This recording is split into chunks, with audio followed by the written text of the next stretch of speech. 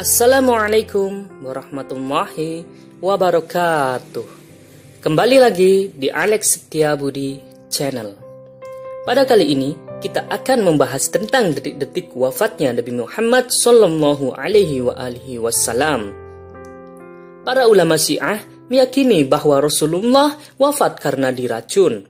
Sebagaimana perkataan Syekh Tusi dalam kitabnya At-Tahdzib menyebutkan bahwa Rasulullah meninggal karena diracuni pada hari Senin 2 malam sebelum akhir bulan Safar tahun 10 Hijriah.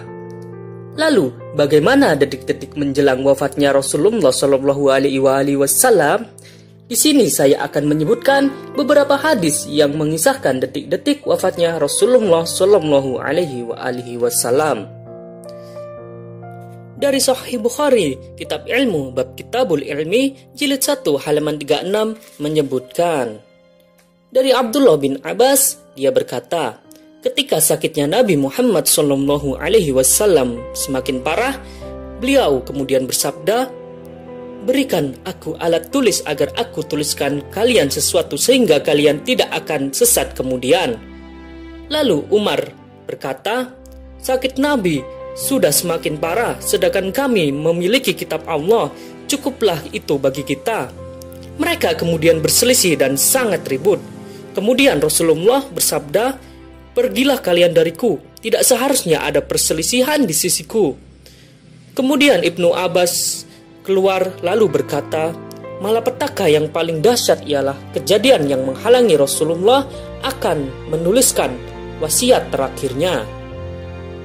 Dan juga dalam Sahih Bukhari, Bab Qaul Al-Marid Kumu'ani jilid 7 halaman 9 dan Bab Karahiyah Al-Khilaf jilid 8 halaman 161 menyebutkan dari Ubaidillah bin Abdullah dari Ibnu Abbas radhiyallahu anhu, dia berkata, ketika mendekat ajal Rasulullah, beliau berada di rumah, ada beberapa orang, di antara mereka adalah Umar bin Khattab. Kemudian Nabi Muhammad Sallallahu Alaihi Wasallam bersabda, kemarilah, aku tuliskan bagi kalian sebuah surat wasiat agar kalian tidak akan sesat kemudian. Namun, Umar bin Khattab berkata, Nabi telah semakin parah sakitnya, sedangkan Al-Quran ada pada kalian. Cukuplah kitab Allah bagi kita.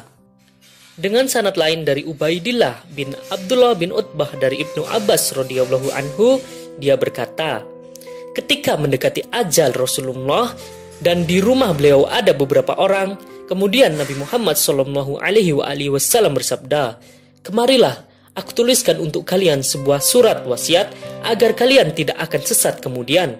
Sebagian di antara yang hadir berkata, Nabi telah semakin parah sakitnya, sedangkan Al-Quran ada pada kalian. Cukuplah kitab Allah bagi kita. Dalam Sahih Bukhari dari Sa'id bin Jubair dari Ibnu Abbas radhiyallahu anhu, dia berkata, hari Kamis, apa yang terjadi di hari Kamis? Kemudian dia mulai menangis sampai air matanya membasahi tanah. Kemudian dia berkata, pada hari Kamis penyakit Rasulullah bertambah parah. Kemudian beliau bersabda, berikan aku alat-alat tulis sehingga aku tuliskan buat kalian sebuah surat wasiat agar kalian tidak akan tersesat kemudian selama-lamanya. Mereka kemudian saling berselisih dan tidak seharusnya ada perselisihan di sisi Nabi. Mereka berkata, Rasulullah telah mengigau. Sahih Bukhari Bab Ikhraj Al-Yahud min Jazirat Al-A'rab jilid 4 halaman 65 menyebutkan, Sa'id bin Jubair mendengar dari Ibnu Abbas berkata, hari Kamis, apa yang terjadi di hari Kamis? Kemudian dia mulai menangis sampai air matanya membasahi batu-batu kerikil. Kemudian saya berkata, wahai Ibnu Abbas, apa yang terjadi di hari Kamis? Lalu Ibnu Abbas menjawab, pada hari Kamis penyakit Rasulullah bertambah parah. Kemudian beliau bersabda, berikan aku alat-alat tulis sehingga aku tuliskan buat kalian sebuah surat wasiat agar kalian tidak akan tersesat selama-lamanya. Mereka kemudian saling berselisih dan tidak seharusnya ada perselisihan di sisi Nabi. Kemudian mereka berkata, apakah Rasulullah mengigau? Tanyakanlah kepada beliau. Nabi kemudian bersabda, tinggalkanlah aku, sesungguhnya keadaanku lebih baik daripada apa yang kalian anggap. Dalam Musnad Ahmad bin Hanbal dari Zabir, dia berkata, Sesungguhnya Nabi Muhammad SAW meminta lembaran sebelum meninggal agar menuliskan sesuatu yang mana tidak akan tersesat kemudian. Lalu dia berkata, Umar bin Khattab membantahnya sampai menolaknya.